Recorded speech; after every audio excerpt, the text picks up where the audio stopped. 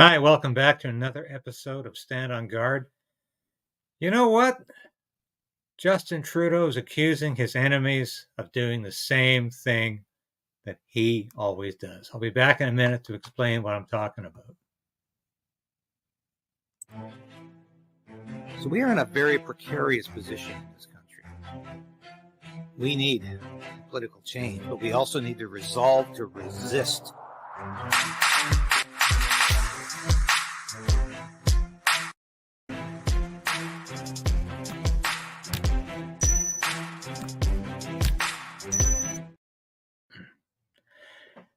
Yes, please like this station, subscribe. You know, I heard yesterday from another guy on YouTube who's doing the same sort of thing that I'm doing, that people are dropping off.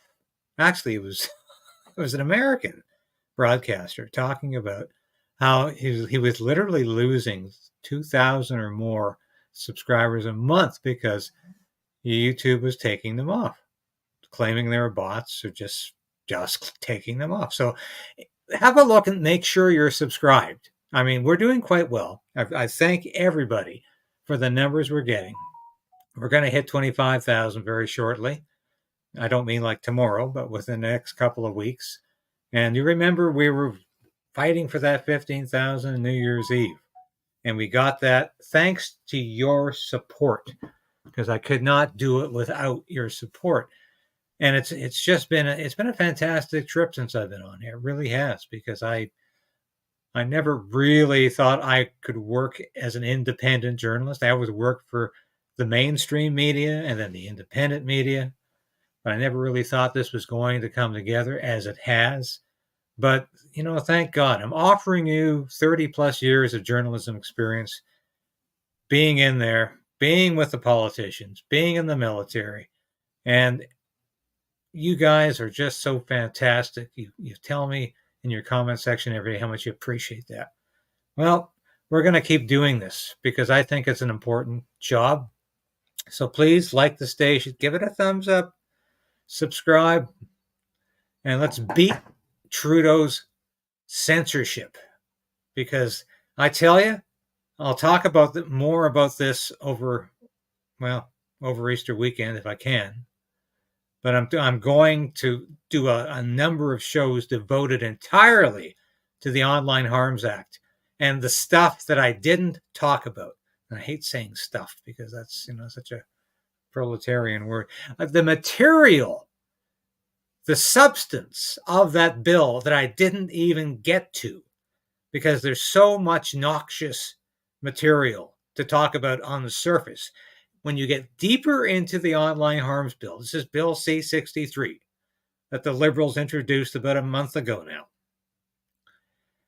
And they want to get this passed before the next election. If you go down the layers of this onion, it gets worse in terms of what's going to happen to people just for voicing their opinion on social media, on the internet, just like you're doing every day when I do the House of Commons live show, when you folks are writing about how you feel about this person or that person, or if you think question period is effective or not. That's your right. As a Canadian to say that. It's your right to say, I don't like this, or I think this guy's a fool. I think this politician's an idiot. That goes back to the Magna Carta. And that's what Trudeau is trying to destroy. And he goes on and on about how we have to live in a world where there's only 2 or 3 mainstream media outlets that I like. And you don't necessarily like them, but I like them. We don't want independent media, Trudeau says. We don't want new media, Trudeau says. We just want the old mainstream media that I am subsidizing. Anyway, I could go on and on. I've got more to say about this later in the week. I want to talk about the carbon tax again because it's coming up April 1st. It's going up by 23%. The last 2 shows talked about the carbon tax. I went to Pierre Poilievre's rally here in Ottawa. I was impressed. I'm not often impressed by politicians, especially those politicians I've known for 20 years. But Pierre Poilievre's rally was superlative. It really was. And not because it was staged. He was damn tired after that rally because I talked to him after the rally. He was tired, physically tired, because he's pouring all of himself into this. Unlike Trudeau, who just gets up there once or twice a week and says the same damn script again and again and again. And it's never about the real issues. It's about how I'm right and everybody else is wrong. It's all about climate change and nothing else. It's all about Ukraine. Why can't you guys talk about Ukraine? It's all about gender ideology, which I support, and you guys are horrible for not wanting 12-year-olds to have sex change operations. Well, for climate change and all that stuff and the tax, we really caught Trudeau in an abysmal lie here. And I want you to watch this because this shows you not just how incredibly stupid Justin Trudeau can be in his political remarks and his statements, but just how egotistical he is at all times. Conservative premiers across this country are misleading Canadians, are not telling the truth. 8 out of 10 families across the country in federal backstop jurisdictions make more money with the Canada carbon rebate than it costs with the price on pollution. So not only are we fighting climate change and reducing emissions, but we're putting more money back in the pockets of families, particularly in low and middle income families across the country. It's basic math that the Parliamentary Budget Officer has confirmed time and time again. Basic math? Excuse me? This is the Prime Minister who said the deficit, the budget will take care of itself. So what does he know about basic math? All he's ever done in his lowly life is be a drama teacher and a bad one at that. So you're telling me he's now a mathematician? Ideological reasons or reasons of pure partisanship, Conservative politicians across this country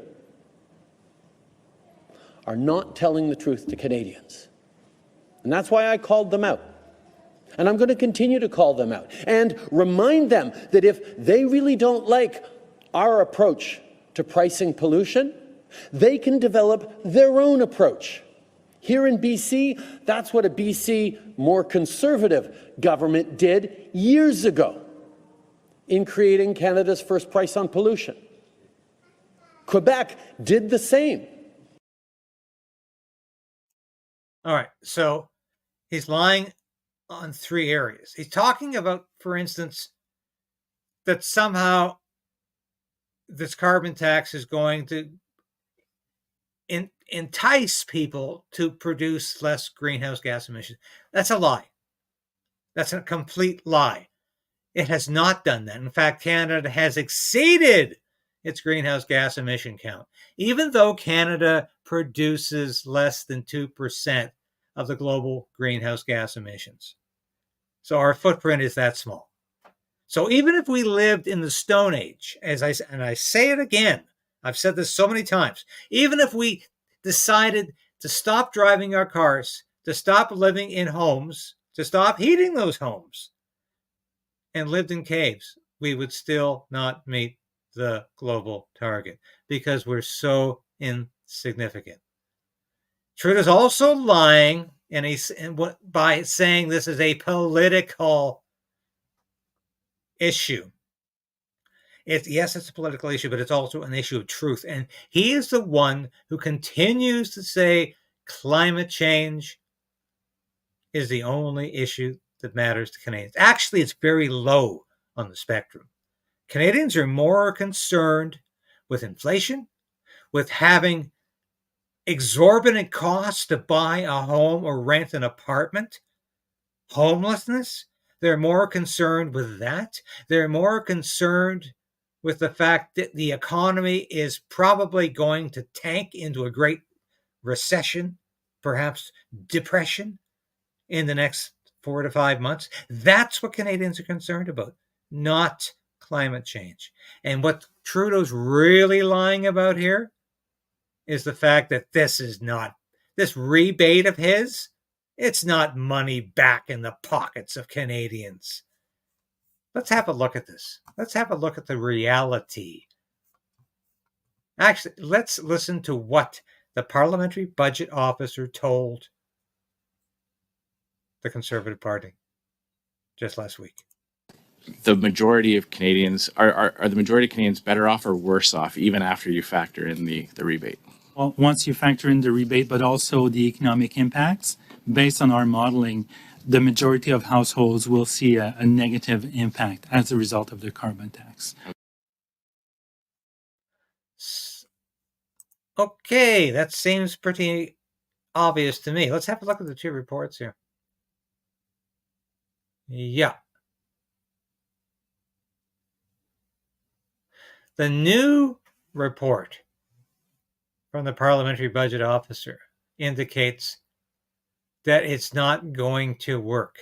The Liberals, Justin Trudeau, keeps going back to this previous report, and I apologize for the date change. This should read March 30th, 2024, not 2023.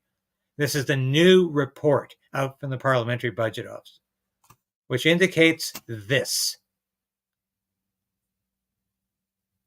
Based on our analysis, most households will pay more in fuel charges and GST, as well as receiving slightly lower incomes than they will receive in climate action incentive payments. Couldn't be clearer. Now let's listen to what one of those premiers, one of those so-called conservative premiers that Justin Trudeau hates so much, says about raising this God-forsaken tax, carbon tax. Political stunt and theater, which is part and parcel of what of where our conservative colleagues are taking this to get clips. Can you get to your point of order, please? Speaking of getting clips. That is my point, sir. You unilaterally called a meeting that was not necessary this week because your team is after clips. Moe appeared before the committee for over an hour. He was asked how the province is reducing emissions, and he pointed to Saskatchewan's system targeting heavy emitters. We have the Provincial Tech Fund. We have a fund set up that our industries can access to invest in reducing their carbon footprint. But I would say that they are doing so anyways on their own. And we continue to set targets with them through our our output-based emitter program, provincially put forward that we have here. And they're doing a very good job when we compare them to their global competitors. The carbon tax issue has been front and center in the House of Commons. Federal opposition leader Pierre Poilievre has an Axe the Tax slogan. And last week, Conservatives triggered a non-confidence vote over the carbon pricing system that was defeated. Today, Moe received the most pushback from Liberal, NDP and Bloc MPs, in particular about claims that Saskatchewan and Canada are falling behind on climate change. I don't agree that Canada is a climate laggard, and I certainly don't agree that Saskatchewan is a climate laggard. I think Saskatchewan and Canada are leaders when it comes to developing industries that are reducing emissions with innovation and then sharing those around the world. Okay, I'm going to cut through all this bullshit right now, and it's got really nothing to do with taxing people for using fossil fuels. We will continue to do that for decades. There is no alternative in the offing. So we love to talk about this because it's sacrosanct right now. You can't be against this Trudeau program without an alternative. I'm sorry, we don't need an alternative. Because carbon is not pollution. Pollution is what you find in your drinking water. It's what you find on the ground. It's what you find in the air as smog. That's pollution. Carbon is not pollution. This is all mythological. And Trudeau wants you to believe that there's a catastrophic climate change event coming because it's part of his emergency preparedness plan. Keep me in office and I will be there. But there's no need to believe any of this because Justin Trudeau is a liar, as exhibited by the information I just showed you. We're not getting more money back in our pockets by this, with this so-called Canadian climate rebate or carbon rebate, whatever he wants to call it. It's nonsense. It's absolute nonsense. And that's all he wants us to think about as we get poorer and poorer and poorer. Spending money for no reason. Being taxed for no reason. Thinking that somehow if Canada goes back to the Stone Age, we're going to make a dent in this global greenhouse emissions? Like we live under some sort of climate change umbrella because we have some idiot named Stephen Guilbeault running the Environment and Climate Change Department? No. This is insanity.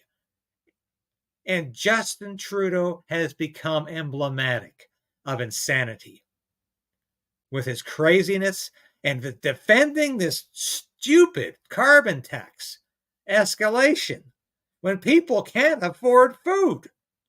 This man is mad. I want to show you something else before we leave here. Just remember the last video when we talked about Pierre Poilievre's vision for Canada. Remember this video. That was part of the 1984 Ronald Reagan re-election campaign.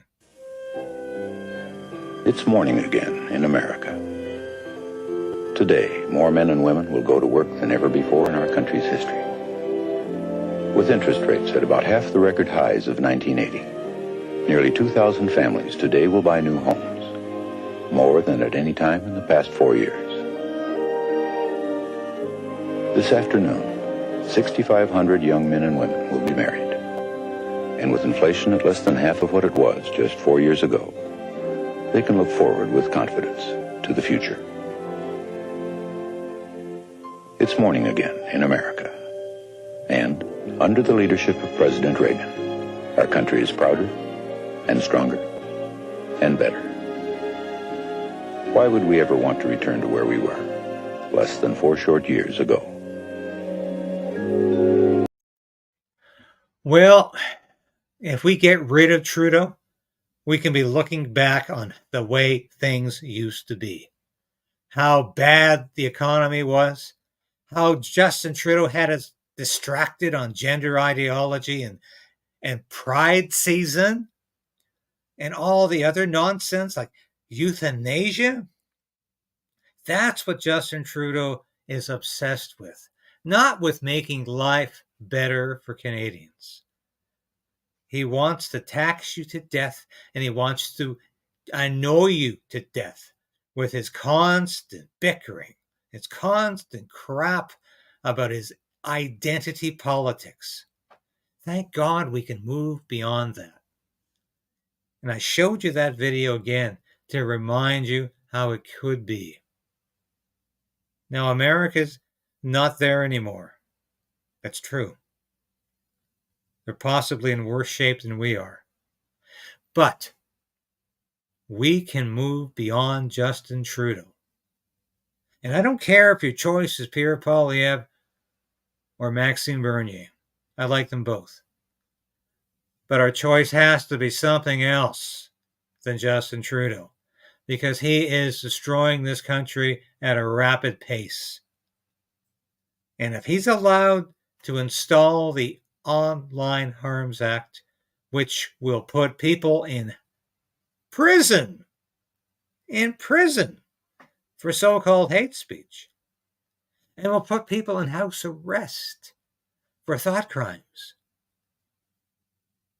and which could actually expropriate 6% of a social media's gross income if they're found to be guilty of fomenting a so-called hate speech incident. This country cannot survive that. So thanks for watching today. We're going to keep fighting this, and believe me, I want to hold the Conservative Party accountable on the Online Harms Act, because it's got to be at least stalled until the next election. I don't want this thing to come up for a vote at all. And if it has to, I think it's got to have a lot of amendments, and the next Conservative government needs to promise to appeal it. Thanks for watching. I'll be with you again tomorrow. And my guest will be Clayton Morris from Redacted. I think you'll enjoy that. He's become a good friend. I've never actually met him in person, but we talk so much online that he has really become a good friend. I think we're going to be talking about new media versus independent media and a whole range of issues. I think I'm going to enjoy that interview. Thanks for watching today, and I'll be back tomorrow. Thank you for watching this episode of Stand on Guard and being a part of the Krayden'S Right channel. If you've watched this episode to this point, you've watched it all. And that's really important for a small station like this. We always say subscribe, hit the bell, be a part of the Krayden resistance. Resolve to resist. That's what we're doing. And if you become a subscriber, if you're a supporter of this station or a member through Substack, through YouTube, and now you can be a local as well, that's so important to us, because I couldn't do this without you. I made a decision to become an independent journalist about a year ago because I wanted to bring all of my experience in the military, in journalism, to you. I don't promise anything I can't deliver. I don't offer clickbait. I offer truth. The truth is out there, and it's my job to bring that truth to light and to you. Thanks for being a part of the Krayden'S Right resistance, and we'll see you again soon. So we are in a very precarious position in this country. We need a political change, but we also need to resolve to resist